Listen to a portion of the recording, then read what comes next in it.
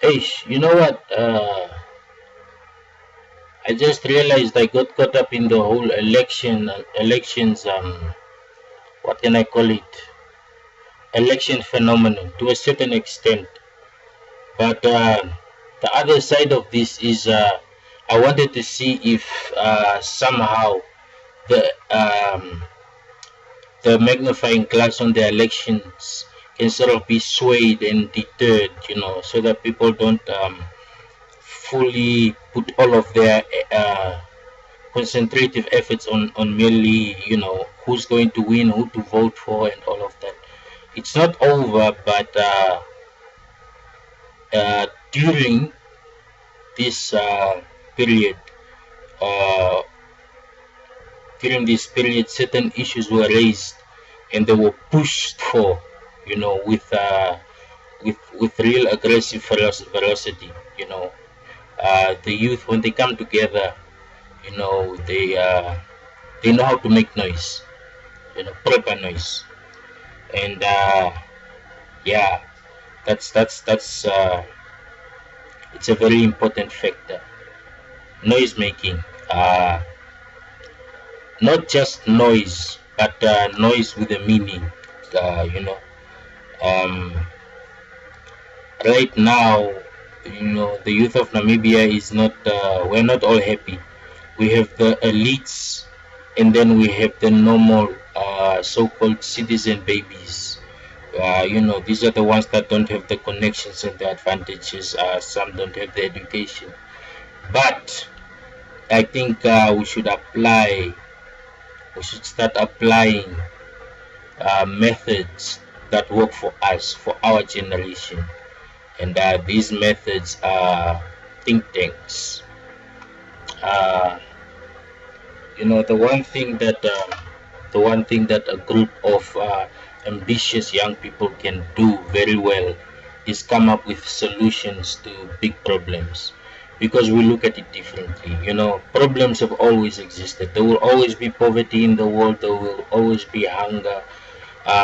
But when it comes to solutions for these problems, as we see now of late, it is mostly the younger generation that are coming up with solutions, because we look at things different. I can give you an example of there are lots of advertisements about how we are becoming the zombie nation. We just stare at our phones and our laptops and what.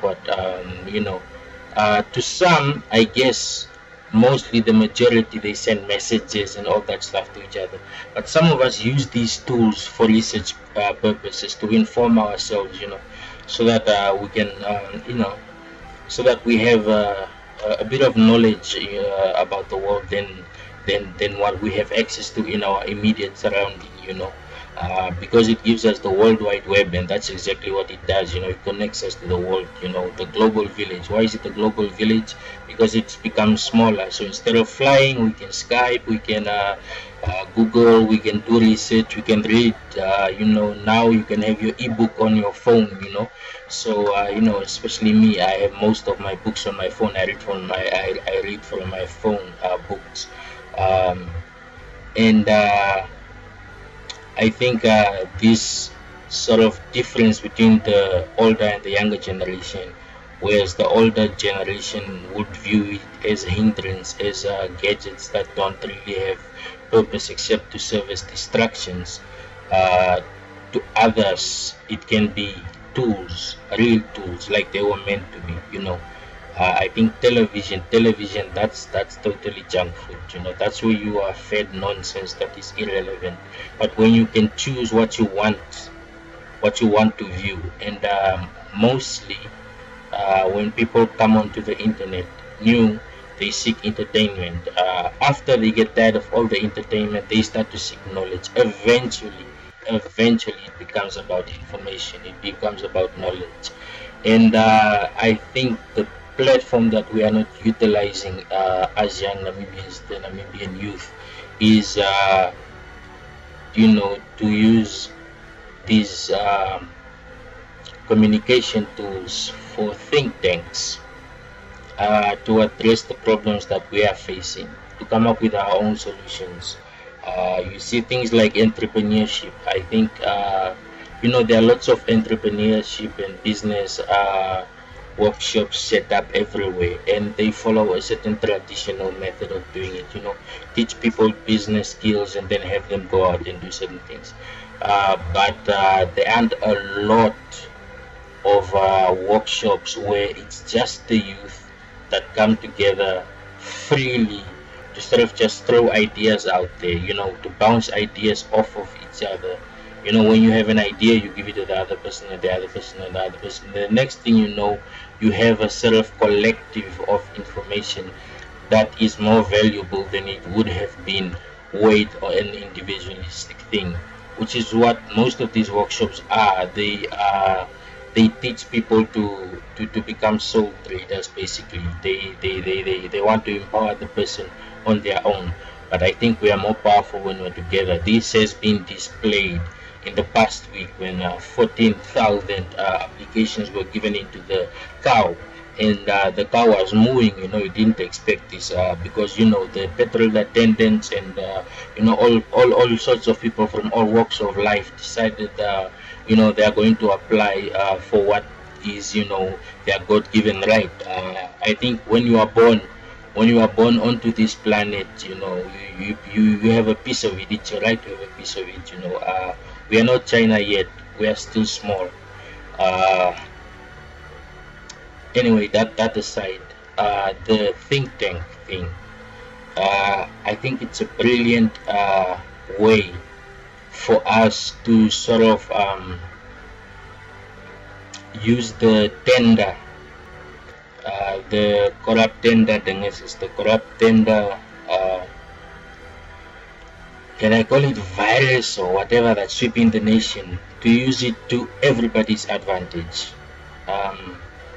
Because our needs are really not that many.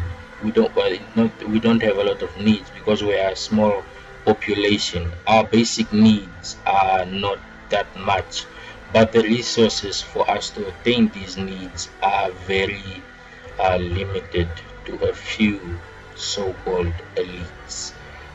The biggest problem that we're facing is perceived to be poverty, but I think, and this is me now applying my fair share on the think tank, I think there are people out there who also have different perspectives of this. I think the difference here is currency. When Namibia became a part of the global economy, the currency changed. It didn't only change from the rand to the Namibian dollar, but it also changed from I'm speaking about now below the red line, and deep the south. I'm sort of going to exclude the central Namibia, the capital, for a while. What happened, I guess, is you could sort of plant your mahangu and you could do this and you could survive on let's say $100, or the pension money that the elderly are getting right now. It was a lot of money back then, but now it's trying to catch up with the current world economy, and Namibia doesn't have a big income to sort of contest the world economy. So it means we will always be behind so long as we're following the trails of the world economy. So that's where it comes in, sort of create ideas, innovative ideas for us, for our country's needs and for our country's environment. Do you understand? So the currency changed, and our people, us, couldn't keep up with the currency, and then the answer was education. When you are educated, you will get a job, and this job will fit you, and you'll be able to sustain yourself and have a normal life. And now people aren't so sure about education, even on a global scale, because there are people that are utilizing their skills without the help of a degree and still succeeding. And a lot of people think this is the way to go because they it's sort of a phenomenon. I don't think that's true. I think get your degree, get your master's, get your PhD, do that. But on the side of life skills, about the environment and how to sort of progress ourselves and others, that is where we have to sort of attack it. That is the gap. The gap is helping each other, paying it forward. uh, I had these ideas and I lost them, but now they're coming back to me, uh, slowly. But when you sort of in a position where you can donate money to the poor, I think donating money is a poor decision, first time, because the most important thing is teaching people how to use money, how to see money as a tool. Let's see money as a tractor that a farmer needs to plow his field. That is sort of the mentality that we need to start adapting in order for us to sort of understand why we are behind. We are behind because of the way that we view currency. We view currency in terms of income and paying out, while we should sort of view it as a tool, which is how the majority of the world has sort of adapted to seeing money as a tool. That's why people can create money from nothing, and that's happening. Banks create money from absolutely nothing. Just poof, there's money, because they have discovered that money is the tool, and the tool is used to create industries, as well as to distribute methods by which it can come back, by way it can come back in multiples. So there, yeah, I don't know if it's making sense. But it's good that I sort of have to say this on this Saturday, going away from the traditional talk of politics and stuff. Anyway, so job creation. It all leads to job creation. That's what it is. That's what it amounts to. That's what we want, because we don't have a problem with poverty per se because of the government not funding us and so forth. Even though there's a lot of corruption and there's a lot of that, one of the problems that we face is worthless jobs. Most of the jobs are, they are not valuable. They don't have a lot of value. I don't want to say which jobs these are, because I don't want to offend people, to make them think that what they are doing to sustain themselves is worth doing. Yes, it is worth doing, but it is not seen as a valuable commodity by most of the society, and hence people are easily, disposed of, because you can just get another one, because it doesn't require a lot of skill. So in the end, it's all about skill. That's what a degree is. A degree is sort of a reflection of someone's skill. At least that's what it was meant to represent. So skill creation, that is where the think tank comes in. Skill creation, where we empower ourselves and we empower our fellow brothers and sisters to gain skills that are more valuable to the market, so that when they market themselves, their value is higher, thus their income will be higher, thus they'll be able to take care of the next person and the next person, and thus we have a reduction in poverty, instead of us trying to jump. And I'm removing the government in this in this ideology that I'm stating right now. I'm removing the government for the time being, because the government is it can follow through. After it starts working, then the government can follow through. Then they can sort of invest, because we've seen them make a lot of bad investments. They make a lot of bad investments. They think of something and it sounds nice, and then they think of how they can benefit, and so they endorse it. And because they are one-trick minded, it falls apart. So we can sort of come up with projects ne, with projects that are valuable enough that when they are endorsed, they gain even higher market value. And thus the way we view currency can, or the way that currency works in our country can also change. Thus the way that the currency is distributed can also change, and thus the level at which a person is perceived as poor can also change. Because if you look back like 300 years ago, being poor meant something completely different, right?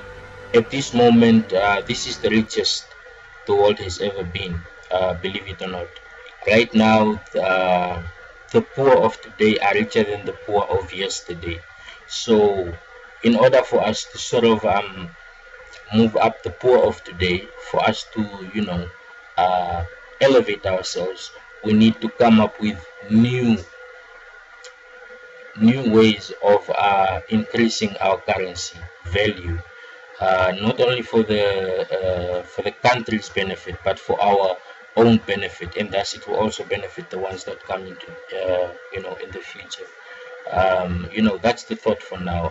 It's yeah, this might end up being a 50-minute video, and I don't want that. So you know that's the start of the idea, and it will only grow from here. There's Evernote and there's Office Suite 8. The ideas will be put in there and the notes will be put in there, and it's going to grow.